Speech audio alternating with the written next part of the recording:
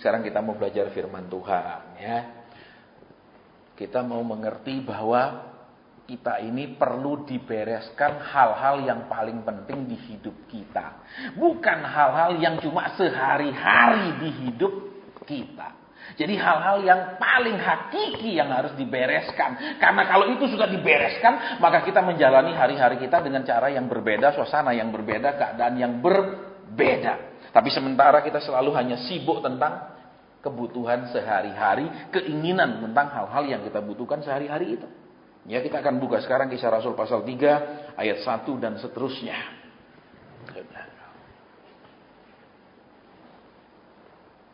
Ayat 1 dan seterusnya. Demikian bunyi firman Tuhan.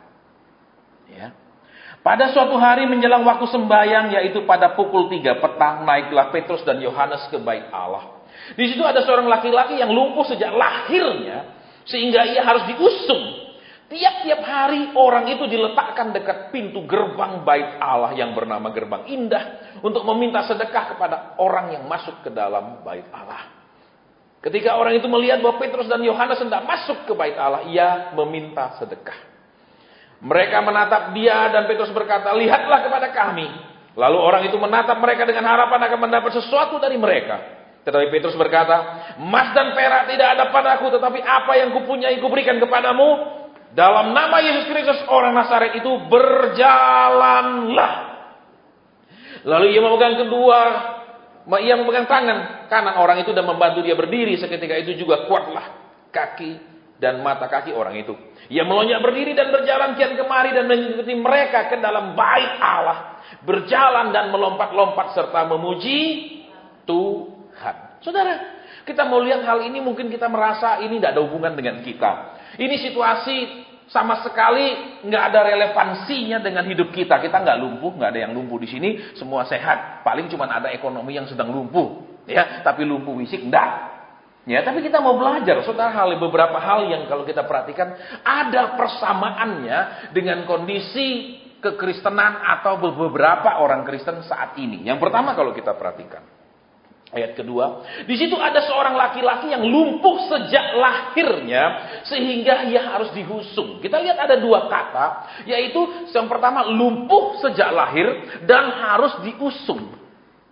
Jadi kita lihat yang pertama, lumpuh sejak lahir. Saudara, banyak orang sejak dia jadi Kristen kondisinya tetap lumpuh. Nggak pernah bisa jalan, saudara. Mereka hanya jerit-jerit, rengek-rengek, nangis di tempat. Tuhan tolong saya, Tuhan jawab saya. Mereka tidak pernah bisa berjalan maju rohaninya, tidak bisa berjalan lebih maju jam doanya, tidak bisa lebih berjalan lebih meningkat pengetahuannya tentang Tuhan, lebih mendalam lagi tentang kehendak Tuhan. Mereka lumpuh, mereka hanya diam di tempat. Itu yang pertama. Rohaninya sama, tujuannya sama. Kalau dulu nyembah yang lain minta sugih, nyembah Tuhannya minta sugih. Kalau dulu mereka pergi tempat untuk diramal nasibnya dengan berbagai macam cara, mungkin dengan begini-gini terus jatuh itu nanti dibaca, oh begini nasibnya. Sekarang mereka cari hamba Tuhan, sama juga tujuannya, walaupun caranya enggak pakai begini-gini, tapi begini. Saudara, kita lihat persamaannya banyak sekali. Jadi lumpuh sejak lahir. Ketika kita sudah jadi orang Kristen, kita disebut sebagai orang lahir baru. Tapi lihat, kita tetap lumpuh sejak di kandungan. Tidak ada perubahan. Tidak jalan-jalan, saudara. Ketaatannya ya sama saja, segitu aja dianggap sudah taat. Tidak ada kemajuan yang berarti di dalam ketaatannya. Tidak ada pertumbuhan yang berarti di dalam perubahan-perubahan sikapnya. Saya kalau lihat, saudara, seorang suami itu baik atau tidak, saya tidak lihat dia bagaimana ramahnya kepada saya. Saya lihat muka istrinya, saudara.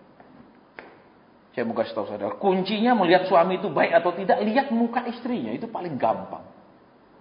Ya, dan juga saudara, kalau bagaimana baiknya seorang istri, lihat wajah suaminya. Itu mereka kan, saudara, saling mencerminkan sikap dan kelakuan masing-masing. Betul? Loh, ya apa enggak? Gampang sekali, saudara. Ya, saya dari kecil, saudara, sebelum saya melayani, saya tidak tahu saya diberikan karunia seperti itu. Ya, kenapa ya? Saya juga nggak tahu, saudara. Saya sampai hari ini juga nggak nanya kenapa Tuhan gitu.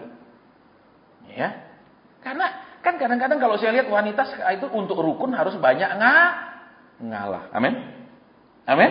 Tapi laki juga untuk rukun harus banyak ngalah. Cuman bedanya saudara, perempuan lebih kuat ngalah dari laki. Kalau laki disuruh ngalah terus dia cepat mati. Kalau perempuan suruh ngalah terus malah dia panjang umur saudara. Kenapa? Ya memang begitulah.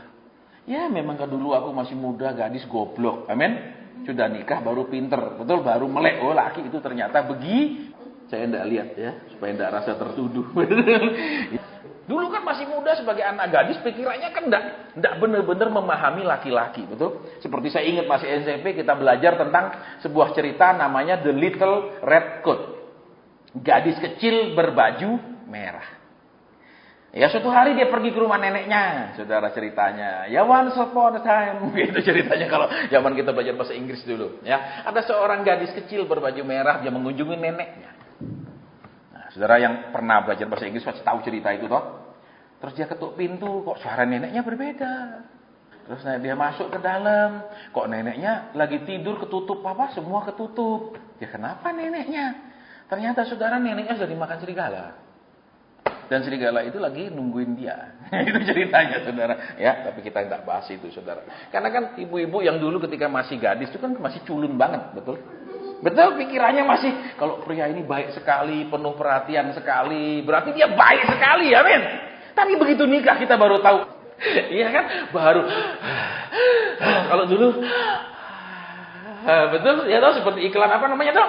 Itu lurus bunga-bunga, ya toh. Sekarang beda sedikit tekanannya, amin. Tapi itulah saudara, memang kadang-kadang orang pintar itu karena pengalaman. Kadang kenapa? Kita lihat kita tidak mau belajar. Kita merasa diri kita ini sangat spesial, berbeda dengan orang lain. Oh kalau dia digituin suaminya belum tentu saya. Seringkali imannya begitu positifnya, amin. Sudah nikah, imannya kok hilang, amin. Oke, kita nggak bahas itu, tapi kita mau lihat sekarang di sini. Yang pertama dia nggak bisa jalan, saudara. Jadi apa? Dia sama Tuhan itu cuma kerjanya duduk, merengek, nangis, ngambek, minta-minta. Diajak jalan sama Tuhan, nggak bisa, dia lumpuh. Tuhan, tolong saya. Tuhan, minta ini. Tuhan. Kenapa? Nggak ada mengalami kemajuan di hidupnya. Terus yang kedua kita lihat, ia harus diusung.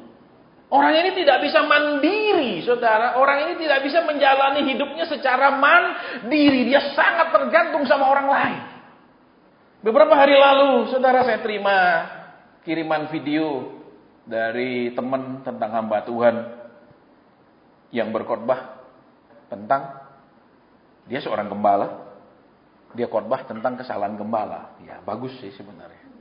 Ya, dia bilang apa? Jauh, kenapa? Gembala itu orang sok. Nanti saya doakan, nanti gini. Dia membuat orang terus-menerus bergantung dan bergantung kepada dia. Dia tidak pernah membuat orang mandiri. Kalau rumahmu ada sesuatu, harus suruh pendeta datang. Kalau kau mau pindah rumah, harus pendeta yang doakan. Tidak boleh sembarang orang. Betul? Kalau engkau perlu pelayanan pelepasan, harus pendeta. Semua harus hamba Tuhan. Itu membuat orang menjadi tergantung sepenuhnya kepada dia. Sering orang tanya, Pak Sen, masa saya bisa mengusir setan? Lah kalau kamu sering kesetanan ya enggak bisa. Betul, tapi kalau sering berani melawan setan bisa. Saudara, terus kalau saya di rumah saya misalnya ada gangguan, ya doa sendiri, usir sendiri, itu rumahmu kok.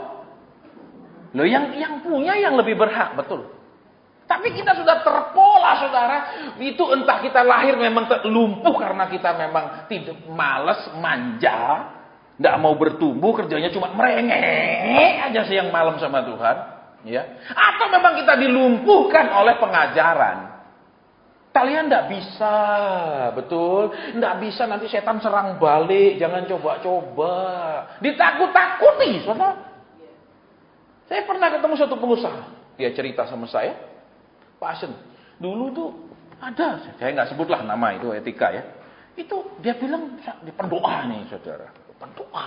Biasanya kan kalau nama pendoa itu dianggap sakti. Kenapa? Katanya rumah saya ini ada isi.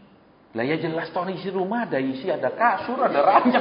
Nah, kalau rumah tidak ada isi, jadi apa rumah itu? Terus Dia bilang, Ci, waktu saya doa, saya lihat rumah. Oh, lah dia terus takut, saudara. Memang pengusaha itu seringkali takut sama setan, tapi tidak takut sama Tuhan. Karena dibilang ada setan, wah ini pendoa loh levelnya. Ya kalau gitu datang Pak, datang. Loh, ya biasa toh supaya lebih meyakinkan, memberi sugesti. Kalau datang cuma dalam nama Yesus, kurang yakin. Masih bawa apa? Sirami, masih gosok-gosok supaya menambah sugesti. Saudara. Terus apa? Ya sudah tahu sudah selesai kasih duit. Nanti tidak lama lagi bilang masih ada lagi. Ya sudah kalau masih ada lagi datang lagi. Kasih duit lagi. Tidak lama lagi bilang waktu doa datang lagi. Terus dia sampai tanya saya, Pak Asen, kok banyak sekali ya di rumah saya? Ya saya bilang memang banyak sih. Kenapa? Ya yang ngomong itu memang dia tuh. Masa tiap kali datang lagi terus menerus dijadiin ATM tuh saudara. Tapi ya itu pengusaha kan takut sama setan, nanti gangguan, nanti ganggu dia apa di usaha saya, ke anak saya gangguannya, misalnya ke tempat usaha, kemana-mana, betul? Tapi kalau sama Tuhan dia tidak takut, bertobat, Allah Tuhan panjang sabar, amin. Berubah, orang lain banyak lebih jahat. Yang kedua, harus diusung. Tidak bisa jalan sendiri. Suruh doa dewi tidak bisa, betul? Harus diwakili, amin. Amin. Suruh belajar Alkitab, enggak usah Pak, saya bukan pendeta, saya enggak kayak Pak Asen harus khotbah, saya enggak perlu ngerti firman. Yang jelas Tuhan harus menggenapi apa yang dia firmankan, amin. Makanya PD kita udah enggak ada nanya-nanya. Saudara, mau doa malam, mau doa siang, mau doa pagi, enggak ada nanya-nanya. Mau datang baik, enggak datang baik juga. Saudara, kenapa? Lihat di sini. Sejak lahir Sejak lahir itu memang satu bisa lumpuh karena memang dilumpuhkan orang, atau memang dia sendiri lumpuh. Kenapa? Karena kemalasan, keacuhan, karena fokus hidupnya hanya pada berkat, fokus hidupnya hanya kesuksesan, kekayaan. Tuhan tidak urusan. Jadi kembali, dia harus diusung. Pak Asen tolong doa no. Pak Asen tolong ya ada pesan Tuhan. Karena ini orang yang selalu harus diusung. Alasannya, saya tidak bisa dengar Pak. Ya belajar, mulai belajar. Kapan mulainya? Sudah Pak, tapi belum bisa, ya lebih tekun. Kembali ke sini, harus doa sendiri tidak bisa. Betul, harus rame-rame. Baca Alkitab sendiri tidak bisa. Merasa, buat apa saya baca Alkitab? Saya tidak bisa, tidak perlu. Saya tidak khotbah, kok ngapain saya belajar loh? Memangnya belajar Alkitab ini memang hanya untuk orang yang mau khotbah. Supaya kita lebih mengerti maunya Tuhan apa, jalan Tuhan itu kayak gimana di hidup kita. Saudara, karena kita lihat di bawahnya sebentar. Tiap-tiap hari orang itu diletakkan dekat pintu gerbang bait Allah yang bernama gerbang indah. Yang ketiga, setiap hari dia ada di depan pintu gerbang yang namanya gerbang indah. Dia tidak pernah masuk ke dalamnya, dia cuma ada di luar pintu gerbang yang namanya gerbang indah. Banyak orang persis kayak gini. Mereka ada sepertinya di pintu gerbang berkat, di pintu gerbang kemurahan Tuhan, di pintu gerbang hidup kekristenan yang berbeda dari yang biasa. Yang biasa selalu galau, ruwet, rumit, stres, dan lain-lain. Bingung dan macam-macam sejenisnya. Dan seketurunannya. Mereka hanya di situ. Mereka tidak pernah masuk ke dalamnya. Lihat saudara. Orang itu diletakkan dekat pintu gerbang bait Allah yang bernama gerbang. Nama gerbangnya aja sudah gerbang indah. Kalau dia masuk ke dalam, dia mengalami pengalaman-pengalaman yang indah. Dia hanya tetap di luar setiap hari. Bukankah kita mendengar bahwa Tuhan penolong kita? Bukankah kita mendengar firman Tuhan bahwa Tuhan mau berbicara langsung kepada kita? Tuhan mau menuntun hidup kita. Tuhan mau memberikan segala sesuatu yang baik buat kita. Tuhan mau mengadakan segala kebutuhan kita. Dan lain-lain. Tetapi kenyataannya, kita tidak pernah menikmatinya. Kita ada cuman di sini? Dekat pintu gerbang. Tidak pernah masuk. Dan tiap hari cuma dekat pintu gerbang. Saudara, kita cuma dengar cerita tentang indahnya hidup dipimpin Tuhan. Kita dengar cerita, kita menyerah benar-benar sama rencana Tuhan. Kita mengalami hal-hal yang dahsyat. Konon kabarnya, ceritanya. Saudara, lihat di situ setiap hari hal yang sama. Apa kita tidak bosan, saudara? Ya, setiap saat ruwet saja, susah terus, bingung terus, nggak tahu harus kiri atau kanan, nggak tahu harus jual atau pertahankan, nggak tahu harus investasi atau tidak, nggak tahu harus apa, nggak bingung terus hidup seperti itu setiap hari. Tapi kita ya terbiasa karena terus diusung. Kita nggak ada, saudara, formulir permohonan doa itu nggak ada. Siapa yang sanggup baca satu-satu formulir itu? Nggak ada. Paling ditumpuk terus ditumpangi tangan, Tuhan baca dewe jawab. Sudah minta tolong suruh Tuhan yang baca. Loh, coba saudara punya anak, kasih selembar kertas terus bilang, "Ma, ini yang aku minta, tolong beliin semua." Makanya kita nggak ada permohonan doa itu karena nggak mungkin lah. Ya kecuali gereja jemaatnya cuma 10-15 bisa dibaca satu-satu sama pendetanya. Kalau jemaat ribuan, pendeta mana yang maaf kata tekun baca satu-satu terus doakan satu-satu? Nggak ada, saya memberitahu saudara. Paling ditumpuk semua terus Tuhan jawablah kebutuhan. Tolonglah mereka, dalam hati lu baca, Tuhan lu tolong. Loh, siapa saya mau tanya siapa yang mau baca satu-satu seperti itu? Nggak ada. Cuman bukanlah manusia, hubungan manusiawi, butuh orang itu merasa diperhatikan. Butuh orang itu merasa diwongke. Butuh orang itu merasa dihargai. Butuh orang itu merasa bahwa kita simpati sama problemnya. Jadi tulis problemmu. Tapi coba tanya, saudara yang punya formulir doa, tanya pendetamu, "Pak pendeta, saya izin tanya, formulir doa saya itu isinya apa sih?" Dia pasti tidak tahu. Betul, gombal. Tapi kita seneng kalau diwongke gitu, dibaik-baik begitu, amin. Nggak usah dibaik-baikin gitu lah, amin. Loh. Itu kan dibaik-baik omong kosong. Kecuali dia baca satu-satu, dia bilang, "Tuhan, ini permintaan doa dari Cik ini, ya toh, dari Om ini, masalahnya gini. Nggak mungkin dia baca begitu. Paling ditumpangi tangan tok kaplek gitu sudah, Tuhan jawablah, tolonglah. Ya toh, malaikat bilang, "Gimana aku tolong numpuk gitu, coba baca satu-satu." Ya, saudara. Tapi kan kalau malaikat matamu bisa tembus ke setiap lembar. Oke, jadi kembali. Setiap hari diletakkan di pintu gerbang bait Allah yang bernama gerbang pindah. Dia tidak pernah masuk ke dalamnya. Saudara. Jadi, ini tipe Kristen yang tidak pernah benar-benar masuk ke dalam bait sucinya Tuhan. Dia cuma bergaul-gaul ibadah begini, berdoa bergona biasa. Dia tidak pernah sampai masuk ke ruang sucinya Tuhan. Dia tidak pernah masuk ke ruang maha sucinya Tuhan. Ya, biasa-biasa. Makanya saudara, kalau saudara dan saya perhatikan, ya, ketika Tuhan memanggil orang Israel keluar dari Mesir, itu Tuhan tidak kemudian bilang, "Kamu sudah 400 tahun jadi perbudak, jadi bangsa budak turun-menurun sekian keturunan. Sekarang aku mau memperbaiki nasib hidupmu." Enggak. Tuhan langsung bilang apa? Bikin kemah pertemuan. Bikin tabernakel. Betul. Supaya aku ada di tengah-tengah kamu. Maka pada tahun kedua, tanggal 1 bulan 1, kata Alkitab, sudah berdirilah itu bait suci. Jadi, ketika orang jadi Kristen itu bukan dijanjikan nanti kau diberkati, kau diperkaya. Tahun pertamanya mestinya dia harus diajar membangun hubungan yang karib dengan Tuhan.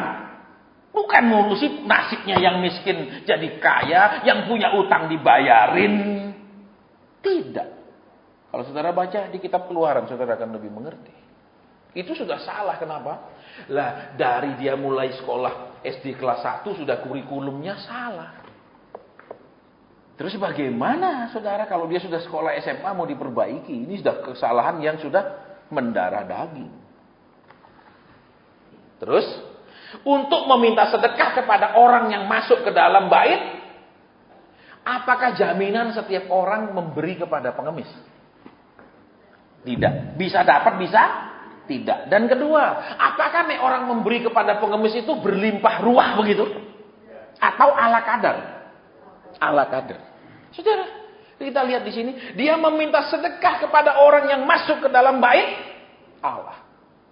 Jadi posisi dia, saudara, adalah mengemis, meminta-minta. Bergantung supaya kenapa orang berbelas kasihan karena kondisinya yang lumpuh. Betul? Betul? Nah, sering orang Kristen seperti itu. Mereka mengandalkan keadaannya yang buruk, mereka mengandalkan kesesakannya, mereka menjadikan modal penderitaan dan kesusahannya untuk meminta belas kasihan. Tuhan, tolong saya Tuhan, anak tidak punya uang sekolah. Tuhan, tolong saya Tuhan, hujan-hujan kalau naik motor sakit minta mobil. Semua itu untuk mengundang belas kasihan. Kita manusia ini pinter, saudara. Yang namanya telling sad story. Ketika saya kerja dulu sebagai tour leader, ya, kita ada pantangan, saudara, untuk menceritakan gaji kita berapa. Ada pantangan untuk menceritakan penghasilan kita berapa. Ada pantangan untuk tidak boleh menceritakan kesusahan kita dan lain-lain. Karena ada teknik yang namanya telling sad story. Telling sad story itu artinya menceritakan hal-hal yang menyedihkan. Supaya orang berbelas kasih. Bukankah waktu kita doa lebih banyak kita ceritakan semua yang untuk mengundang Tuhan berbelas kasihan? Tuhan kasihani saya. Udah sekian tahun Tuhan. Amin. Iya Pak ya? Ayo jujur, mirip enggak? Tuhan, masalah ini terlalu berat, aku tidak sanggup menanggungnya. Tapi kalau berkat seberat apapun, aku sanggup Tuhan. Amin. Oh iya Pak ya. Siapa yang bilang aku tidak sanggup, berkatmu sudah hentikan? Ayo, datang. Amin. Loh iya apa ya? Loh aneh tuh, ternyata kuatnya itu kuat terima berkat. Amin. Terima didikan tidak kuat, betul? Aneh saudara jenis kekuatannya. Loh, kalau orang namanya orang yang sangat kuat, ya angkat besi ya kuat, betul? Angkat kapas ya kuat, betul? Loh kok badannya kekar luar biasa? Betul, tapi begitu angkat besi lemes dia. Oh dia Superman ketika kena Krypton itu, sak Krypton dia luka. Itu Superman, saudara. Ya, meminta sedekah kepada orang yang masuk ke dalam bait. Jadi dia mengemis mohon belas kasihan. Orang yang rohaninya tidak pernah tumbuh, tidak pernah maju, doanya cuma ngemis minta belas kasihan. Mohon kasihani saya, lihat keadaan saya, lihat problem saya berat ya Tuhan. Nyanyi itu toh doanya.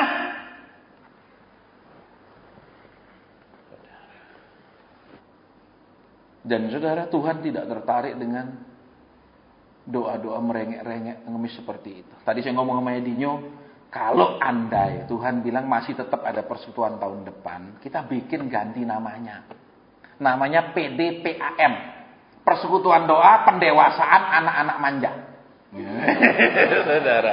Kenapa? Karena anak-anak manja itu kan suruh doa sendiri, telepon caranya. Betul? Suruh taat, pikir-pikir betul? Alasannya banyak. Betul? Ngelawan. Betul? Bantah-bantah. Betul? Saya bilang gitu sama si Edi tadi. Saya nggak tahu sih Bapak tahun depan masih ada tidak. Saya sudah nanya, tiba-tiba turun lagi di print, tapi isinya saya belum dikasih baca. Nah, saya masih terus mau doa ini apa isinya tuh. Ya, andai kata Tuhan bilang cukup, ya cukup. Nah, jadi Desember saya akan bilang bye bye everybody. Oke, tapi kita lanjutkan. Tapi kalau Tuhan bilang lanjut, ya lanjut. Saya nurut, saudara. Ya, jadi hamba itu harus nurut. Hamba tidak boleh nuruti hatinya sendiri. Hamba itu kerjanya nuruti bosnya. Walaupun hatinya mangkel, kalau bosnya tidak mangkel ya dia tidak boleh. Mangkel dia harus nuruti bosnya. Lah bosku dorong mangkel ya weh. Gitu loh. Itu hamba. Saudara, baik kita lanjutkan. Untuk meminta sedekah kepada orang yang masuk ke dalam bait. Lihat saudara. Kita lebih banyak merengek, menangis, menjerit. Menceritakan kesusahan. Dan minta belas kasihan.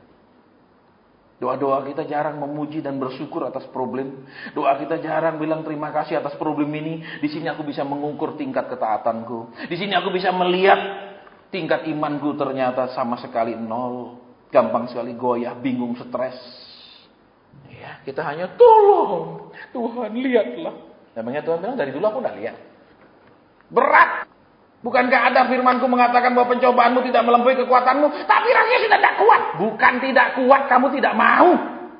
Amin. Loh, saya pernah dijawab begitu, saudara. Di awal-awal proses saya 8 tahun, di awal panggilan saya yang pertama meninggalkan pekerjaan, saya bilang aku tidak kuat. Aku tidak kuat, Tuhan. Aku tidak kuat. Kenapa? Komunitas hilang, tidak ada kerjaan, status hilang, gengsi tidak ada, kumpul teman yang minder, semua hancur, saudara. Reuni sekolah tidak berani muncul, reuni kampus tidak berani datang. Kenapa di salaman ditanya di mana sekarang? Wes baik aku ngindar sama sekali tidak mau ditanya. Padahal kan maksudnya dia nanya di mana sekarang itu bukan mau nanya kamu kerja enggak hasilnya berapa, tapi itu akan seperti menikam orang pengangguran. Semua hancur. Saya bilang Tuhan tidak kuat. Tidak kuat aku. Tuhan bilang kamu bukan tidak kuat, kamu tidak mau. Loh, ya benar juga saya jawab. Benar. Siapa mau kayak gini Tuhan, saya bilang. Separuh jujur. Benar kok yang aku. Memang siapa mau kayak gini? Hai yang mau kayak gini saya doakan sekarang supaya segera kau punya masalah. Tidak ada orang mau. Bukan karena tidak sanggup, tapi memang hati kita tidak mau diproses. Saya tidak bisa doa 8 jam. Siapa bilang tidak bisa? Tidak mau. Kalau mau bisa. Kenapa? Karena kita ini memang anak-anak manja. Makanya kalau Tuhan lanjutkan bulan tahun depan masih ada, kita bikin PDPAM. Tuhan pendewasaan anak manja. Supaya yang manja-manja berhenti manja. Gitu loh. Dikit-dikit pasien doanya ya. Pasien pesen Tuhan ya. Ya tanya dewe. Nanti kalau pasien tidak tanyain, tidak kasih duit loh. Memangnya gue calo. Saya bersyukur di proses Tuhan, saudara. Beberapa puluh tahun. Saya bersyukur pernah tidur di koran. Ranjang yang tertipis di dunia. Itu lembaran koran. Aku pernah tidur. Ya, 3 lembar koran itu jadi alas tidur. Jadi, supaya tidak ada urusan dengan yang begitu-begitu. Supaya siap. Karena akan berhadapan dengan orang Kristen yang seperti itu. Kalau tidak siap, nah kan bahaya. Kecewa, terus akhirnya nuruti maunya orang. Ya, oke Pak, saya doakan. Oke Cik, tak doa no. Pokoknya tapi ingat Maliaki 3 ayat 10. Dia jadi pendoa bayaran. Memang sih pendoa bayaran tidak dihukum, kecuali pembunuh bayaran urusan sama polisi. Kalau pendoa bayaran enggak. Ya itu enggak melanggar undang-undang negara kita, tapi melanggar kitab surga itu. Ya karena motivasinya do it. Ya kan, I'll do it because of do it, gitu saudara. Nah ini bahaya. Baik, kita lihat kembali. Ya, dia merengek-rengek mengharap belas kasihan. Setiap hari cuma mengharap belas kasihan. Kasihan ya aku sudah sekian lama belum dijawab. Tuhan kau lihat problemku, kau lihat utangku, kau lihat masalahku, kau lihat anak-anakku. Semua cuma merengek. Mungkin kau lihat pegawai-pegawaiku dan tidak makan, nanti PHK semua. Berhentilah merengek. Halo? Tidak usah main telling set story. Tidak usah bilang ceritakan kesedihan-kesedihan sama Tuhan supaya Tuhan belas kasihan. Coba pengemis kan seringkali bikin mukanya sedih banget, bajunya robek-robek dan lain-lain supaya mengundang belas kasihan, betul? Betul apa enggak? Bukankah doa kita sama seringkali seperti itu? Kasihani saya, Tuhan, saya sih sanggup menderita tapi istri saya gimana? Alasan toh. Sama loh keadaannya, saudara. Ketika orang itu melihat bahwa Petrus dan Yohanes hendak masuk ke bait Allah, ia meminta sedekah. Jadi kerjaannya saudara, setiap orang mau masuk dia minta-minta. Tiap ada pendeta datang, pendeta pembicara lain maju mereka minta didoakan. Tiap pembicara datang maju minta didoakan. Tiap pembicara mereka minta didoakan.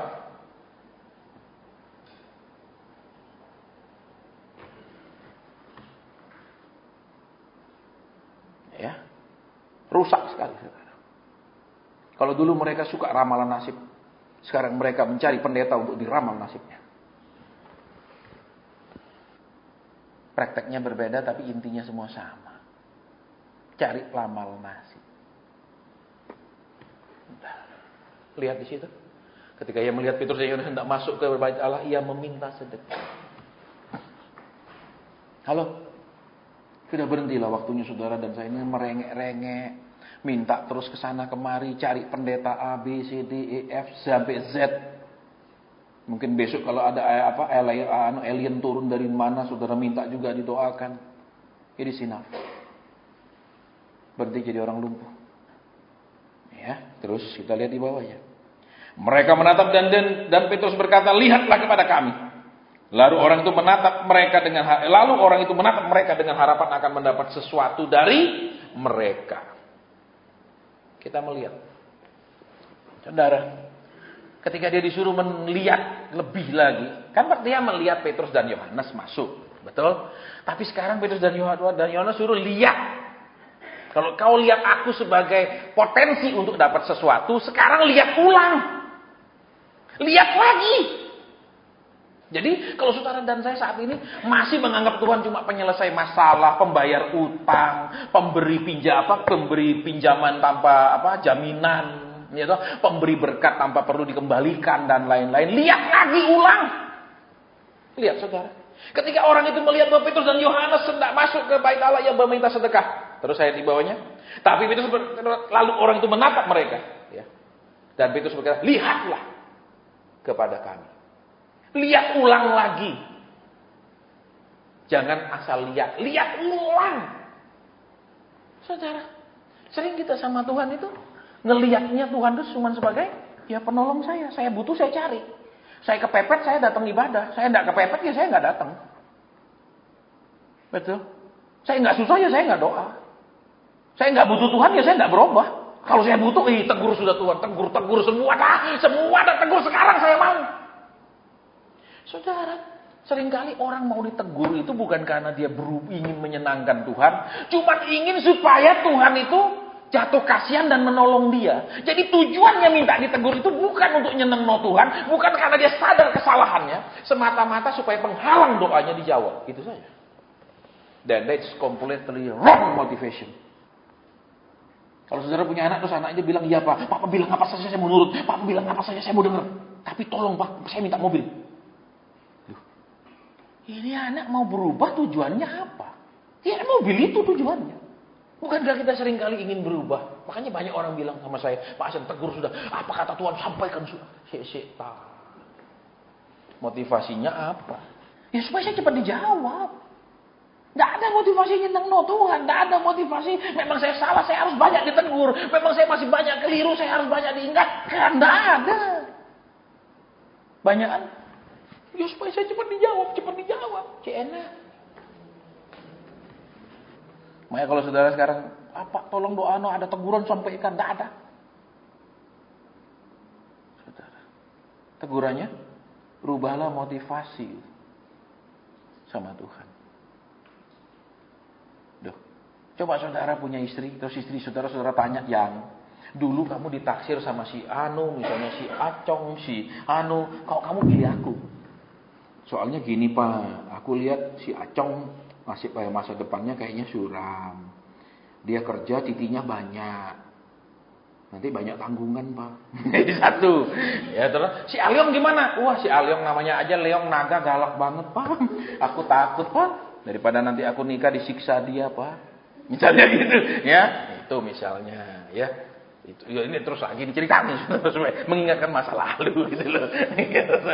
Amin.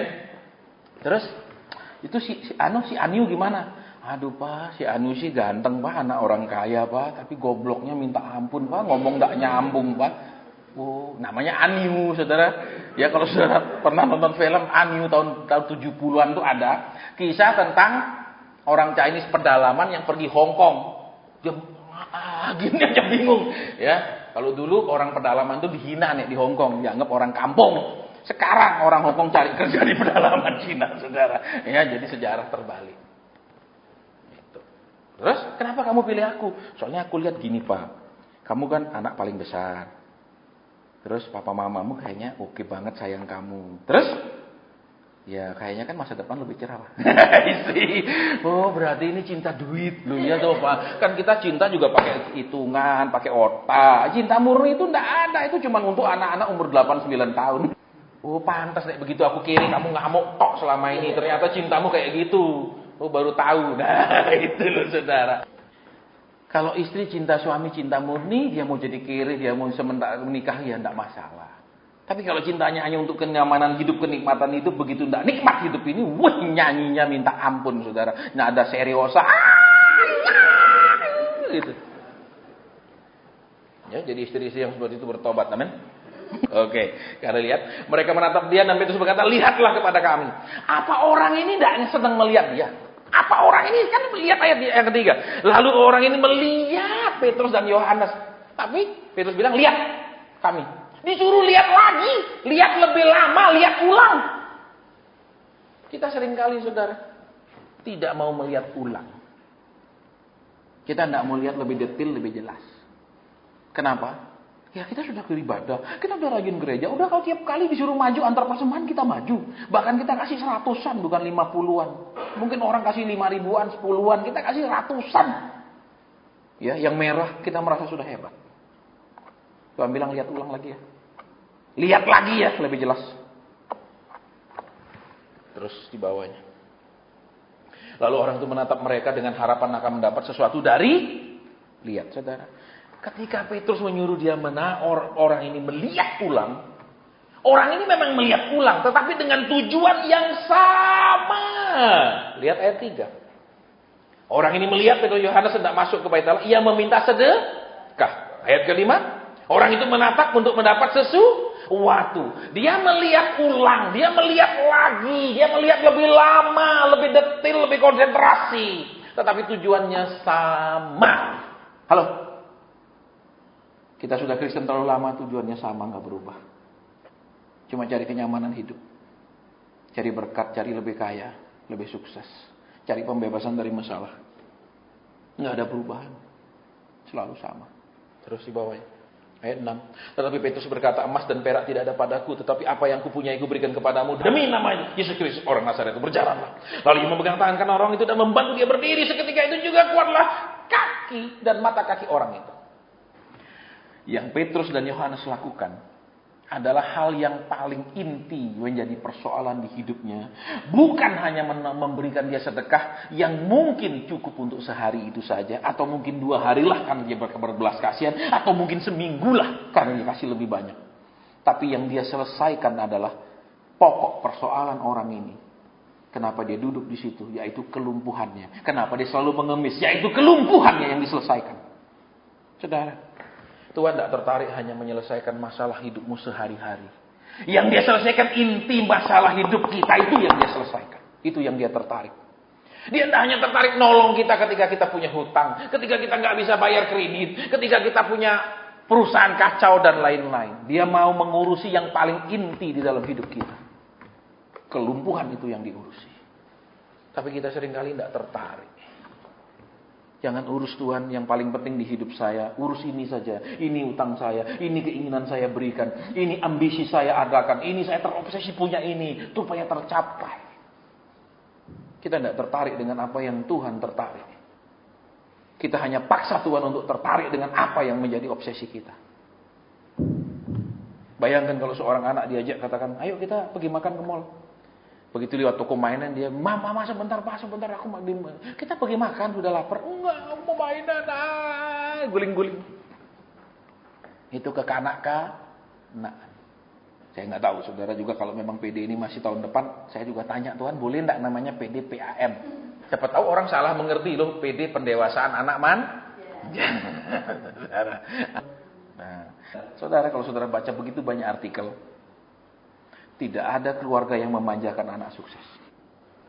Kedisiplinan. Kita mau lihat di sini.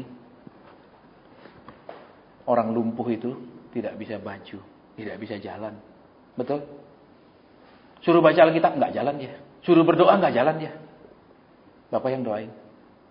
Suruh berdoa dia bilang sudah berdoa. Sudah berapa jam? Sudah 2 jam. Terus berdoa terus. Oke, bagus. Sudah berubah motivasi doanya. Masih cari pertolongan. Sudah berdoa tapi tidak mengalami perubahan dalam doa. Sudah berdoa sudah, tapi karakternya ada berubah nggak? Kan kalau cuma suruh berdoa toh gampang, saudara. Karena ketika kita masuk hadirat Tuhan itu mesti banyak perubahan. Ya di perjanjian lama, saudara, kalau imam masuk ke ruang suci, itu di dia punya jubah itu digantungi banyak apa namanya itu? Bel, what is bell bahasa Indonesia? Yang ya lonceng supaya bunyi kerenting. Karena orang biasa nggak boleh masuk, imam biasa nggak boleh masuk. Terus kakinya akan dikasih tali. Dia masuk ada tali kakinya. Kenapa? Kalau dia hidup tidak benar, begitu dia masuk dia langsung mati di dalam. Jadi karena orang biasa, imam biasa nggak boleh masuk, jadi ditarik pakai tali yang diikat kakinya. Jadi begitu dia masuk, dia siap mati kalau dia hidup tidak benar. Kalau zaman sekarang, yang baru habis berzina bisa duduk santai. Yang masih tetap punya piaraan bisa santai pergi ibadah. Kalau zaman dulu nggak ada. Ada kekudusan Tuhan yang luar biasa di situ. Saya pernah sampaikan sama saudara, ketika saya khotbah di satu gereja, sementara saya khotbah, yang duduk paling depan tuh sebelahnya saya lihat perempuan. Dia suami istri, terus gembalanya sama istrinya. Ini dia duduk di depan. Kok di sebelahnya terus ada satu perempuan, badannya semok sekali. Saya sampai gini, sementara saya khotbah gini. Apa aku tidak salah lihat Tuhan, kok ada perempuan, selalu ada perempuan lain di sebelah Om ini. Ya, terus saya sampaikan. Om, tante, nanti tunggu saya habis ibadah ada pesan Tuhan. Ya, selesai bubar, sudah bubar, baru saya tuh dekati dia. Om, sorry, saya melihat seorang perempuan, badannya semok sekali, padat begitu. Kan ada laki yang suka yang padat-padat enggak keruan begitu. Ya, ini selera tim orang lain. Ada yang suka banget, ada macam-macam lah. Ya, makanya semua punya pasarannya sendiri. Betul? Ya, tinggal cari tempat pasarannya di mana ya laku gitu loh. Ya, gitu aja. Terus enggak tahu. Mukanya emosi. Oh ya Om, kalau gitu maaf, mungkin saya salah. Nggak sampai 2 minggu istrinya telepon saya nangis. Basin. Tolong Basin datang lagi ke kota kami, Basin. Kenapa? Ternyata yang Basin lihat itu benar. Suami saya punya gendaan sudah 7 tahun dan sudah punya anak umur 6 tahun. Bisa duduk tetap berdua di depan. Nggak takut Tuhan. Karena Tuhan tidak pernah hadir di tempat itu. Karena khotbahnya cuma berkat. Jadi penjina tetap berzina. Punya gendaan tetap punya gendaan. Tidak pernah dibongkar dosanya. Padahal kalau saudara lihat gereja mula-mula, bohong aja mati di tempat. Zaman sekarang mana ada yang begitu-gitu. Betul? Terus Tuhannya di mana? Tuhannya tidak di situ. Tuhannya di mana? Kalau Tuhan berhadirat kan minimal orang itu tempias, minimal orang itu terlempar, minimal orang itu terbongkar. Enggak. Ikabot. Artinya ikabot, kemuliaan sudah meninggalkan kita. Kita terbiasa ibadah seperti itu. Makanya yang tidak berubah ya tetap tidak berubah. Ya, kita kembali ke kebenaran di sini. Jadi kemudian, lalu emas dan perak tidak ada padaku, tetapi apa yang kupunyai kuberikan kepadamu. Demi nama Yesus Kristus orang Nazaret itu berjalanlah. Lihat. Mereka sebagai rasul-rasul tidak menjanjikan kekayaan emas dan perak kepada orang. Tapi mereka membereskan apa yang menjadi permasalahan inti hidup orang itu. Banyak kita tidak tertarik ketika masalah yang paling inti yang harus dibereskan. Kita hanya tertarik dengan emas dan perak dari Tuhan. Kita hanya tertarik dengan kekayaan yang melimpah. Kita hanya tertarik dengan janji berkat. Saya mau beritahu saudara, ujian kekayaan itu berat. Tidak banyak orang sanggup mengurusnya. Tidak banyak orang sanggup menanganinya. Saya ketemu banyak orang semakin diberkati semakin keras hati. Semakin diberkati semakin punya alasan terlalu banyak untuk menentang teguran Tuhan.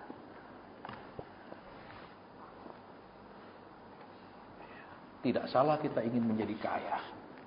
Tapi siapkan dulu fondasi yang kuat. Karena tanpa itu susah.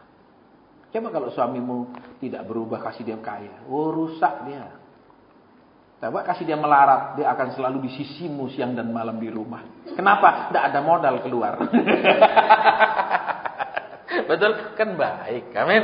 Ditanya, Cik kira-kira di rumah. Suami, di rumah ini sebelah saya. Wah, rukun banget. Bukan rukun, dia nggak ada modal. Kalau ada modal dia hilang.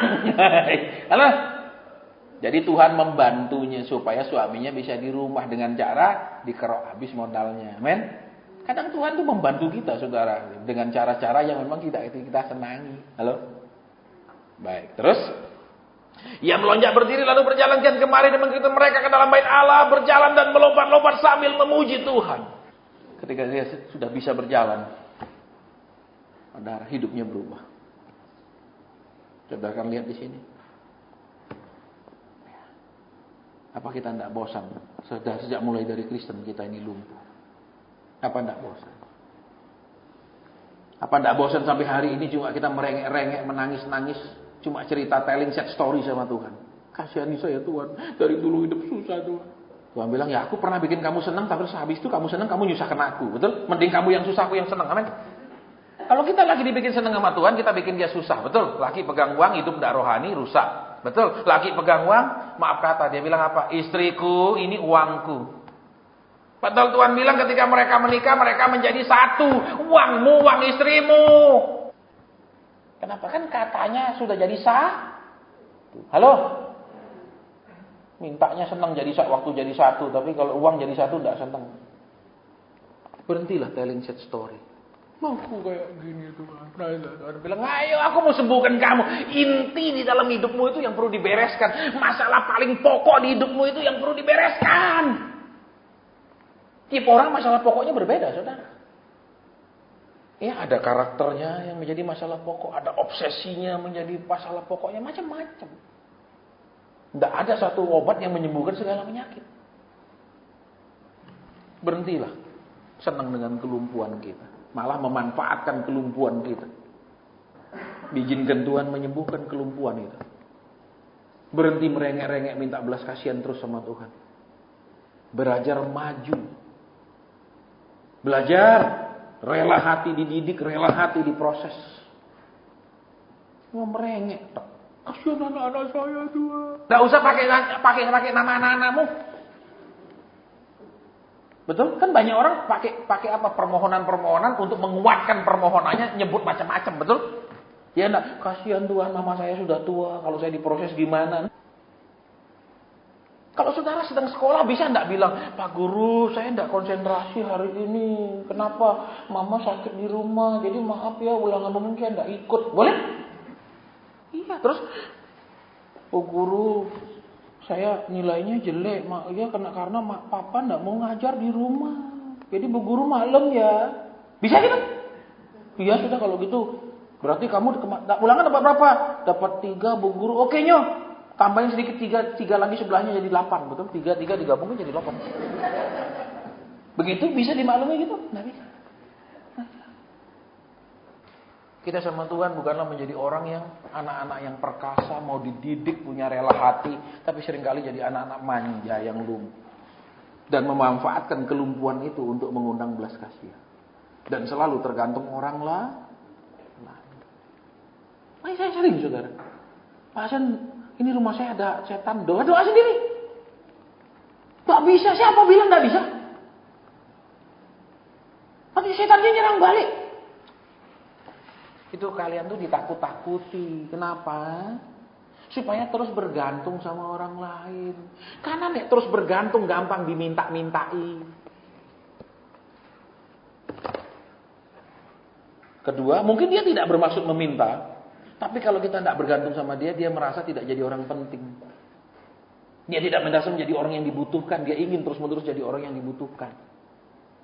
Orang tua yang normal pasti ingin anaknya mandiri, bukan setiap saat gandoli dia. Nah, banyak orang tua rohani memang tidak normal. Suka digandoli terus-menerus. Ya, memang sih saudara kalau kita perhatikan ya. Kalau secara materi kalau orang terus gandoli kita enak ya. Kenapa? Ngalir terus duit. Kalau dia mandiri, kadang dia merasa lu enggak ngelayani buat apa kasih duit. Tapi itulah yang benar. Karena kita hamba Tuhan ini, slip gajinya, payrollnya di tangan Tuhan. Bukan di tangan anak Tuhan. Payrollku di tangan Tuhan. Gitu. Slip gajiku di tangan Tuhan. Jadi, mau khotbah keras-kerasin enggak urus. Mau kasih enggak urus, kadang kasih enggak urus. Saya percaya Tuhan mempekerjakan saya tidak gratis. Jadi, enggak usah merengek-rengek. Kasihan mama saya sudah tua, pasien kalau saya diproses kasihan dia, nanti dia tidak kuat. Tidak usah pakai belas kasihan macam-macam itu loh. Seperti kayak pengemis tuh, supaya orang sangat kasihan sama dia, dia pura-pura lumpuh, pura-pura cacat, dia tuh. Apalagi bawa anak bayi, padahal bayi dia sewa, ya tuh. Sistem kayak gitu toh kita itu sering kali sama Tuhan. Halo, nyebut semua. Kasihan suami saya Tuhan sudah tua. Halo, Tuhan bilang kamu akal labu nawas. Nggak usah alasan banyak-banyak. Sekarang, Tuhan, apa sih yang menjadi masalah paling penting di hidupku yang perlu disembuhkan? Dan aku mau keluar dari kelumpuhanku sejak jadi Kristen. Aku mau maju, aku mau jalan. Jangan selama ini semuanya tidak bisa jalan. Baca firman berapa 1 bulan baca. Nanti 4 tahun lagi baru ingat. Betul? Doa sekarang tekun sebulan. Terus liburnya 6 bulan, 7 bulan. Mana bisa kayak gitu? Ya, makanya saya sering sampaikan di beberapa di antara saudara di sini. Kalau engkau tidak berdoa sungguh-sungguh, kalau Tuhan sayang engkau tidak akan dikeluarkan dari masalah. Saya memberitahu. Karena sesudah engkau dikeluarkan jadi masalah, engkau akan buat masalah. Dan Tuhan akan susah lagi mengurus engkau. Lebih baik engkau diizinkan diproses habis-habisan dulu di dalam masalah.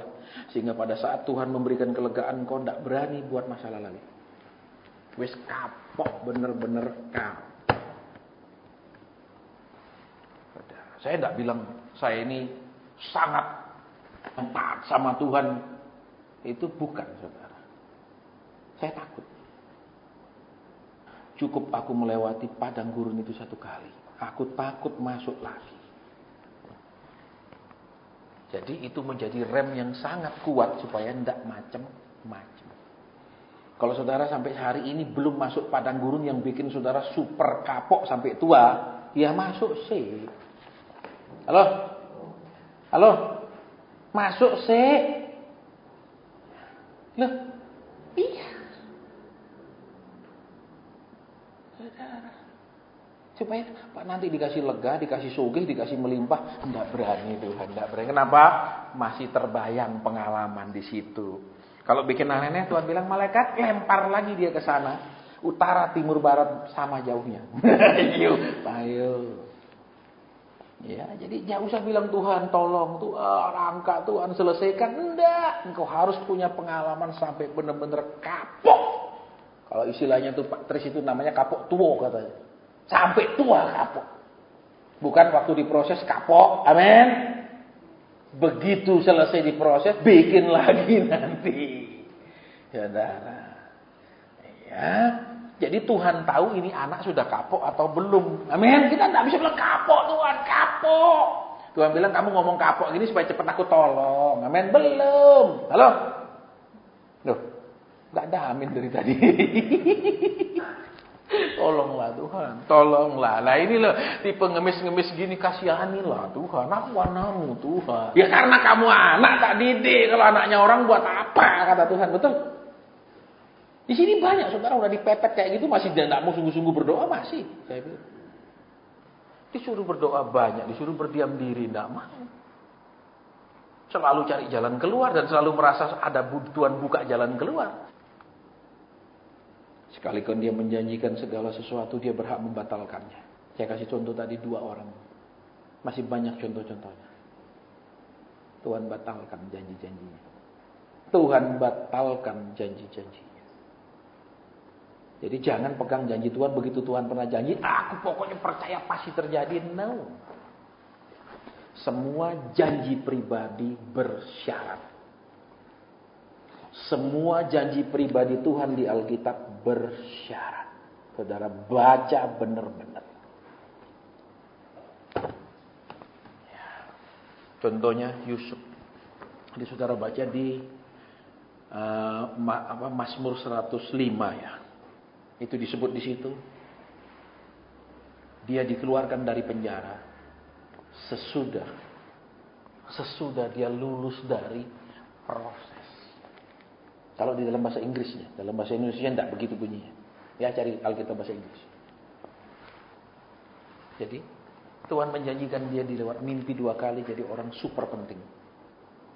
Tetapi di kitab Mazmur mencatat sesudah dia lulus. Jadi jangan pikir udah dijanji genteni tok gitu. Oh enggak. Makanya banyak orang bernubuat sembarangan, kemudian terlalu banyak orang kecewa. Betul. Terlalu banyak orang dijanjikan yang indah-indah, tapi tidak diajarkan jalan-jalannya dan mereka tidak pernah mencapainya. Sekarang kita belajar jalan-jalan Tuhan. Kalau jalannya sudah benar, tinggal jalan, pasti sampai tujuan yang dituju, yang dimaksud. Tapi kalau bicara tentang tujuannya saja tidak dikasih tahu jalannya, kita butuh GPS-nya. Dan pengajaran Tuhan itulah GPS-nya. Tuntunan Roh Kudus itulah GPS-nya. Berhenti jadi Kristen yang lumpuh. Berhenti Kristen cuma tahu merengek-rengek, tahu minta-minta. Kasihani saya, di keadaan saya kayak gitu. Saya nggak tertarik dengan kalau saudara maju terus Pak Asen tolong doakan masalah saya. Saya tidak tertarik. I'm not interested at all. Saya tertarik kalau saudara mau belajar taat sama Tuhan.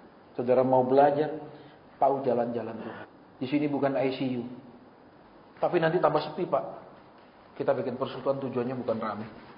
Tujuannya mendidik, bukan rame. Ayo sekarang izinkan Tuhan menyelesaikan bagian yang paling penting di hidup kita. Setiap orang berbeda. Ada kekerasan hatinya yang perlu dihancurkan. Ada roh dendamnya yang perlu dibereskan. Ya, ada kebenciannya, ada obsesi yang begitu menguasai hidupnya. Ada prinsip yang firman Tuhan pun dia lawan karena dia punya prinsip yang tidak bisa dirubah. Dia pegang prinsipnya sendiri. Dari semua kita punya hal yang perlu dibereskan oleh Tuhan. Itu hal yang utama supaya kita jangan hanya duduk di dekat pintu gerbang indah, tapi masuk ke dalamnya. Jangan hanya cerita tentang keindahan hidup di dalam Kristus. Keindahan dekat dengan Tuhan, karib dengan Tuhan. Tapi tidak mengalaminya. Sudah waktunya kita dibereskan Tuhan. Dan ingat, bulan lalu Tuhan sudah bilang, aku tidak menyayangkan kalau harus membuang beberapa di antara kamu. Yang datang doa malam pasti dengar itu. Tuhan punya kesabaran nunggu saudara dan saya.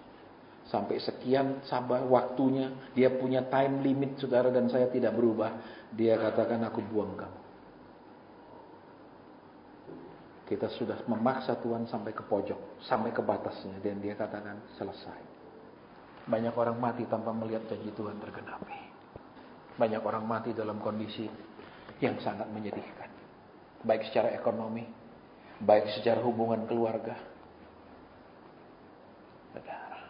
Itu jadi pelajaran buat kita. Saya tidak bisa memaksa saudara. Hamba Tuhan hanya bisa menyampaikan kebenaran. Hamba Tuhan hanya bisa mengajar dan menghimbau untuk taat. Selanjutnya urusan saudara dengan Bapa di surga. Kita mau berdoa. Mungkin ada yang Bapak ingin sampaikan di tengah-tengah kami. Selain firman Tuhan yang tadi. Mungkin ada lawatan pribadi. Silakan. Kalau cukup itu saja, ibadah selesai. Mari Roh Kudus, Engkau yang paling tahu. Mungkin ada yang Bapak ingin katakan atau sampaikan. Amin.